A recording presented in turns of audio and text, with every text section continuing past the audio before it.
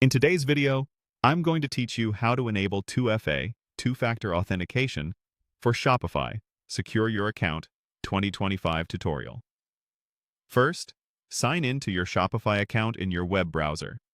Make sure you're using a trusted device and a secure network, since we're about to change important security settings. Once you're in, go to your Shopify admin. If you manage more than one store, pick the store you want to secure so you're working in the right place.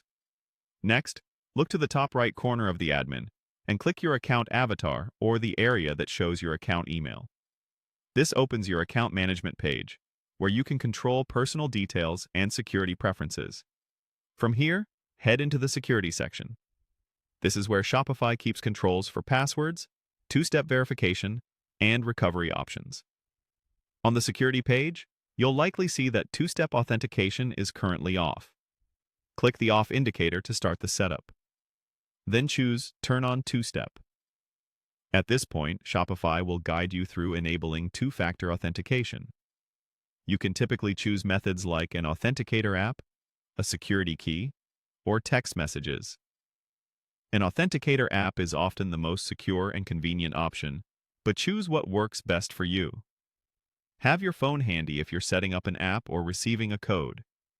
Shopify may ask you to verify your identity before continuing. Click Verify and follow the prompt. This step protects your account from unauthorized changes, so don't be surprised if you're asked for a password, a confirmation code, or to approve a sign-in.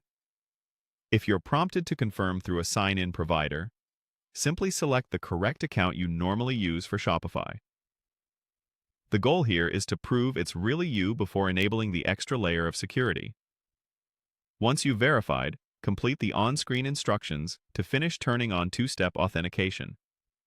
If you use an authenticator app, you'll scan a QR code or enter a setup key, and then enter the 6-digit code it generates.